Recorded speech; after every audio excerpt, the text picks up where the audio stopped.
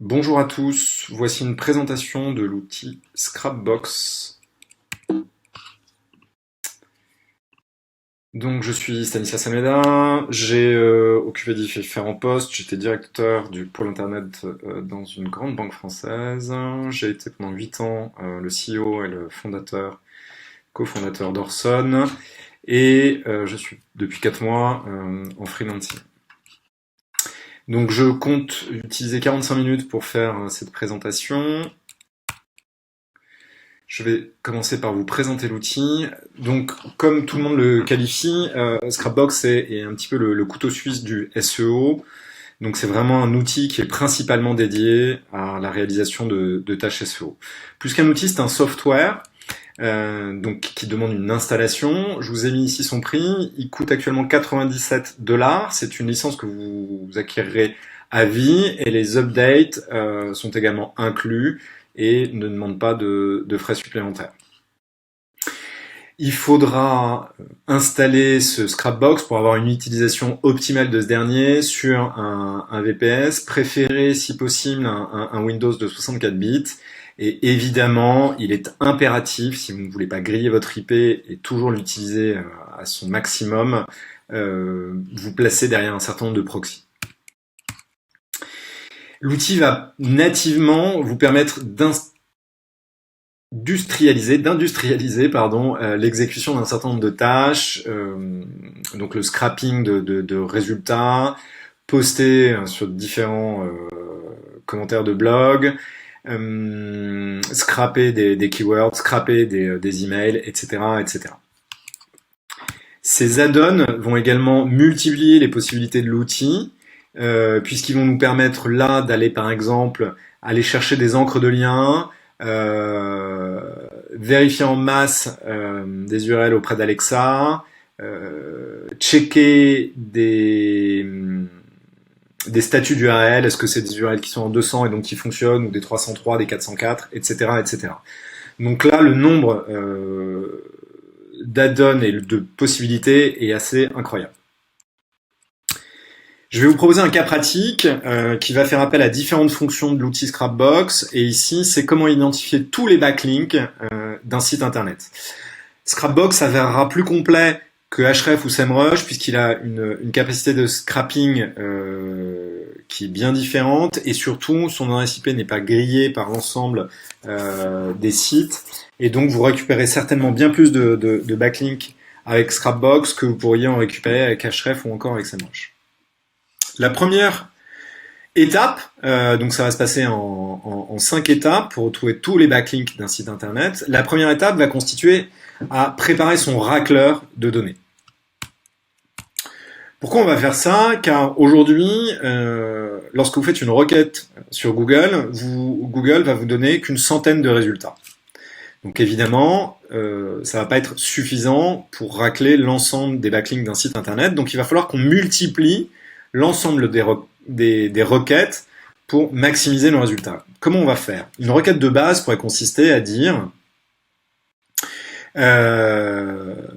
trouve-moi l'URL de Zio en référence au mot-clé gros hacking. Il va vous renvoyer une centaine de résultats.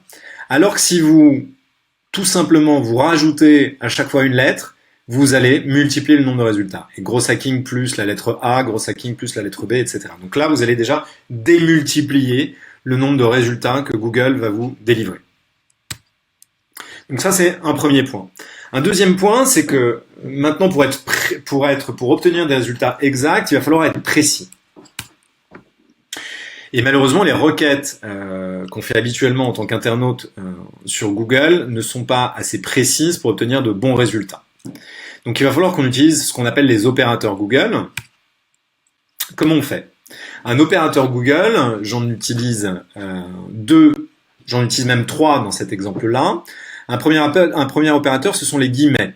En mettant des guillemets, je vais demander à Google d'aller me rechercher très exactement le mot-clé de Zio dans le site internet. Ensuite, je vais lui dire, en revanche, dans tes résultats de recherche, tu m'enlèves tous les liens, toutes les URL, pardon, qui sont inclus dans le site de Zio. Donc, je lui dis, requête-moi, trouve-moi tous les résultats de recherche incluant de Zio, moins toutes les URL du site de Zio, plus le mot-clé gros hacking. D'accord? Et avec ça, je vais déjà obtenir des résultats ultra précis, mais je vais en obtenir qu'une centaine. Donc, il faut continuer d'enrichir nos résultats. Ici, je vais enrichir la requête en allant chercher tout ce qui pourrait être un élément constitutif de l'URL de Zio. Et donc que des sites tiers auraient pu utiliser pour faire des backlinks vers Zio. Donc certains auront pu utiliser Zio de cette façon-là, d'autres avec 3W, d'autres dans son ancienne version HTTP, avec la nouvelle version HTTPS, etc. Même si votre site internet, dans cet exemple-là, typiquement, l'adresse URL officielle de Zio, c'est https://2zio. Donc, même si votre site internet n'utilise pas de sous-domaine ou n'utilise pas le HTTPS, il est plus prudent d'aller scraper toutes les possibilités. Pourquoi? Parce que certains utilisateurs de sites internet se seront peut-être même trompés en indiquant l'adresse URL du site de Zio. Donc, il est quand même intéressant d'aller scraper ces différents résultats. Maintenant, comment finaliser mon racleur de données? Je vous ai mis un exemple ici. Ici, c'était pour un exemple de site de formation de pizzeria, de formation de pizzaïolo. Donc j'ai repris mes formules, mais ici, le pourcentage KW pourcentage est tout simplement la variable qui va venir, par exemple, dans mon exemple, remplacer Zio. D'accord? Donc, une fois que je vais exécuter ce script, le pourcentage KW pourcentage va être remplacé par le domaine que je recherche. Okay? Donc ici, j'ai déjà enrichi, quand je vous disais enrichir les requêtes, j'ai enrichi les requêtes en ajoutant un certain nombre de chiffres, en ajoutant des années, puisque certains liens pourraient par exemple faire référence à Zio en 99 ou je ne sais quoi. Et ensuite, j'ai repris l'ensemble des mots-clés les plus utilisés dans la langue française. Donc je crois que j'ai pris les 600 mots les plus utilisés dans la langue française. Et enfin, je vais venir enrichir mes requêtes avec des mots-clés qui sont propres au site dont je recherche les backlinks. Donc si on était sur Zio, j'aurais par exemple été prendre les mots-clés gros hacking, web marketing, import XML, etc. etc. Point. Donc maintenant, je viens merger tout ça. Vous avez compris la démarche. Je vais merger cette ligne avec cette colonne et cette colonne, cette ligne avec cette colonne, etc., etc. Donc là, j'ai l'ensemble de mes merges qui me donne donc l'ensemble des valeurs. Et donc ça, chacune de ces valeurs va constituer une requête qui va me renvoyer, comme je vous l'expliquais précédemment, une centaine de résultats. Et donc ici, j'ai 5329 requêtes qui vont pouvoir être exécutées. Donc, démonstration sur l'outil Scrapbox ici. Donc, je veux essayer de récupérer tous les backlinks du site de Zio. J'ai donc paramétré mon outil afin qu'il me rapporte à minima les 100 premiers résultats. Et je vais maintenant merger avec le fichier que j'ai préparé précédemment.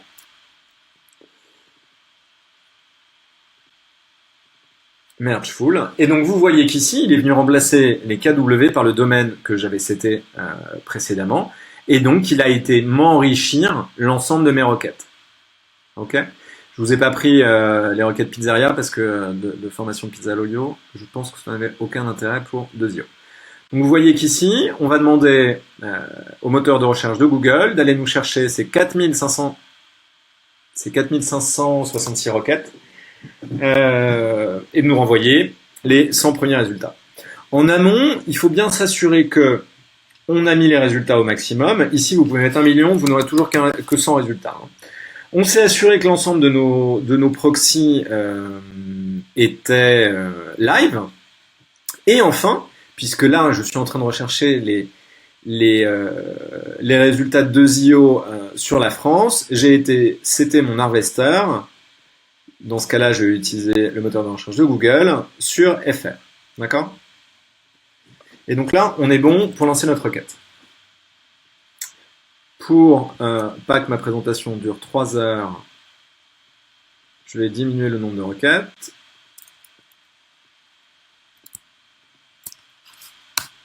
Voilà. Donc, là, je n'ai que 227 requêtes. C'est encore bien trop pour ce petit exemple. Hop, hop là. Clear. J'ai un peu trop clear. Désolé. On recommence. 2IO. Je merge. J'ai 4566 résultats. Bim. J'en ai que 6. Ça me va très bien pour cet exemple. Et donc maintenant, je vais lancer mon outil. Je sélectionne le moteur de recherche de Google et je vais donc demander à Google de m'exécuter ces requêtes-là. Start.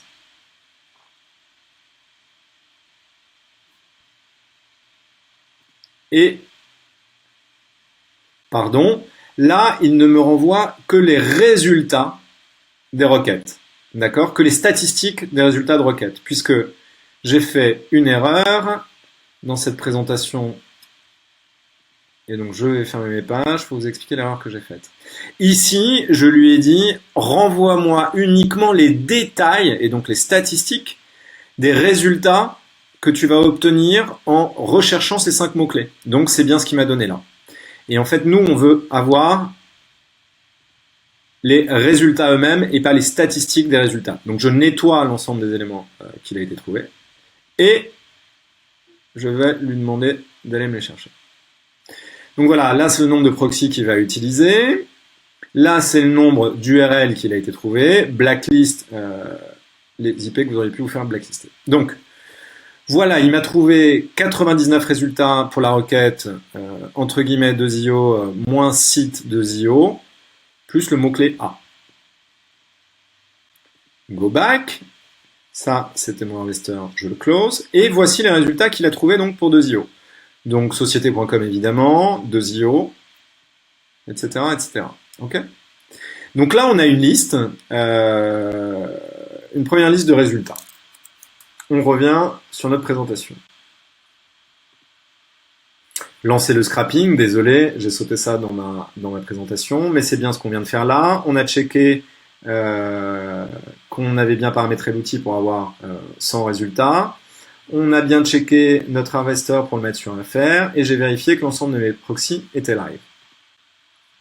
Maintenant, on est arrivé à la troisième étape et on va nettoyer les résultats. Donc pour nettoyer les résultats, on va utiliser deux fonctions qui sont remove duplicate URL et remove URL contain des entrées vers. Démonstration.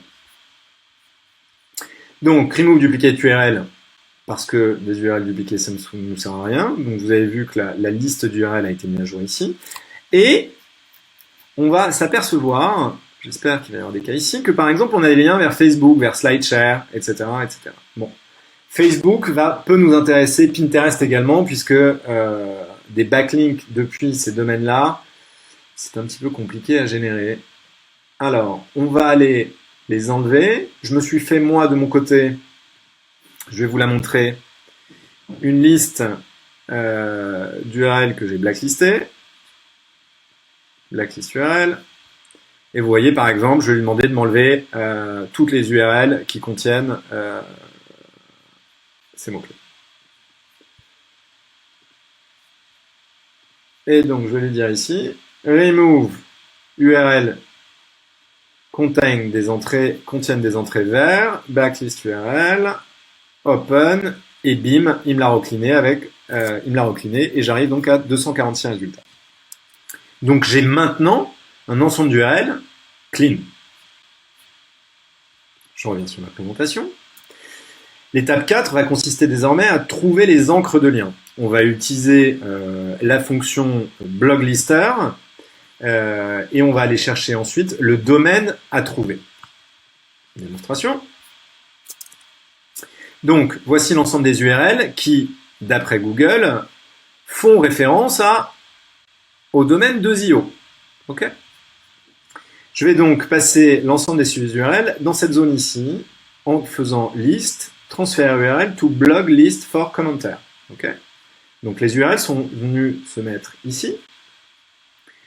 Je vais maintenant mettre ici l'URL du domaine que je suis en train de chercher.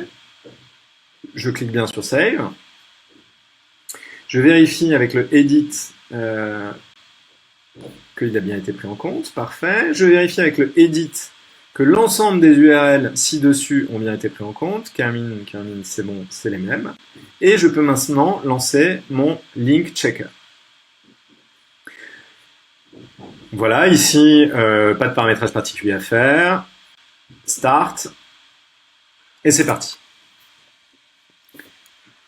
Et donc là, vous le voyez, il est en train de me trouver mes premiers résultats de recherche. Ce qu'il y a à savoir sur cet outil, c'est qu'il faudra le lancer 2-3 fois pour s'assurer d'avoir l'ensemble des résultats et que on ait bien scrappé l'ensemble des URL et des encres sur l'ensemble des sites qui ont été identifiés par Google en amont. Là, dans cet exemple, je ne vais le faire qu'une seule fois pour maintenir une présentation assez courte. Donc là, on voit qu'il a trouvé 98 résultats. D'accord ? Et que pour certains, donc, il les a même pas trouvés. Donc c'est que le moteur de recherche dans les URL qu'il a trouvé, il a été trop large, ou peut-être que l'URL a disparu depuis, ou on ne sait pas quelle raison. Et à la limite, peu importe. Donc là, les résultats de requête sont finis. Je vais maintenant exporter mon fichier. Alors, export link found to existing list, a text file. Mais c'est pas l'export. Export link not found. Export link with server error nana. Export link found. Ben voilà, celui-là c'est très bien. Donc on va exporter ce truc-là. BL de Zio. Très bien. Et je le save. Il y a déjà un BL de Zio qui existe ici. Je le remplace. Oui. Ok, je peux maintenant close cette fenêtre. Donc j'ai maintenant l'ensemble des sites qui ont un BL qui pointe vers 2IO. Je vais donc aller chercher maintenant mon fichier.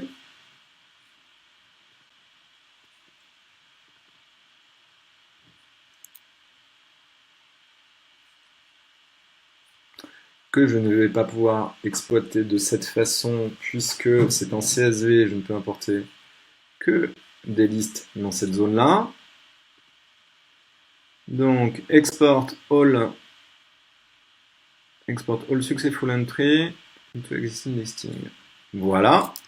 Donc là, j'ai la possibilité de le télécharger au format TXT, BL2IO, save, et donc je vais pouvoir le réimporter ici pour pouvoir continuer mon travail. Stop, 2IO, save.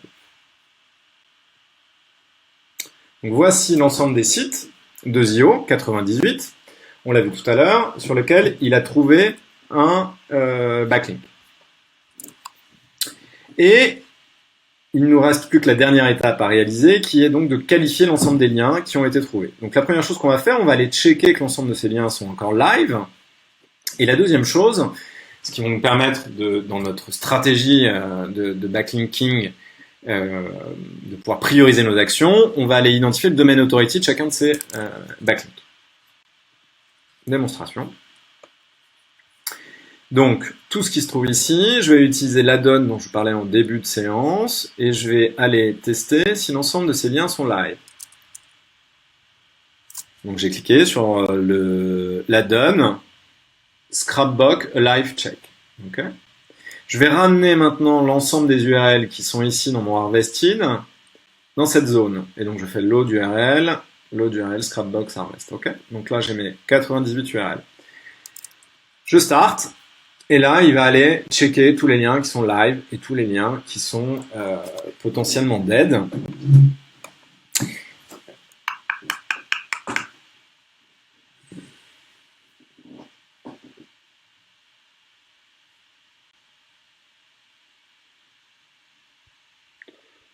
Et on voit sans trop de surprise que les liens sont live. Il y avait peu de chances qu'ils ne soient pas live puisque c'est des liens qu'on a été attaqués tout à l'heure et qu'on a été visités pour aller chercher l'encre qu'ils avaient.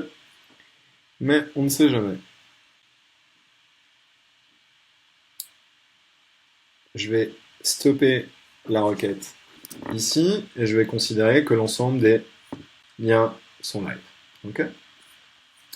Donc, ma liste est clean. Et maintenant, je souhaite savoir quels sont les différents sites, quel est le page authority et le domain authority de chacun de ces sites.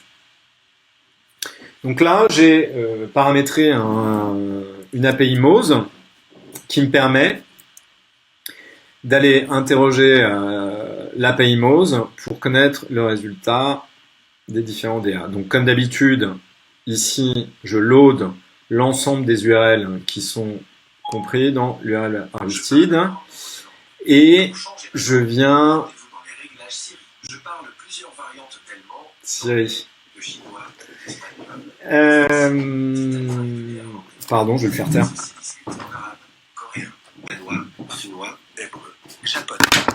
Donc, deleting. Et ben, j'ai plus qu'à cliquer sur Start. Check all URL. Et là, il va me ramener donc le page authority de chacune de ces pages et le domaine authority ainsi que le MozRank. Et j'ai maintenant de quoi. Il fait par batch de 10. Je l'ai paramétré de cette façon. Et maintenant, j'ai de quoi monter ma stratégie de backlinking si jamais j'étais un concurrent de 2IO.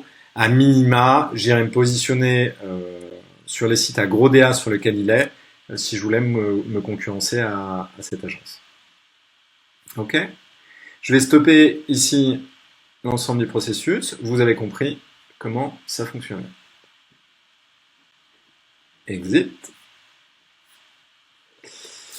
Maintenant, je vous présente ici quelques ressources. Voilà comment j'ai tout appris sur Scrapbox. Il y a un certain nombre de vidéos assez phénoménales qui vont vous guider pas à pas.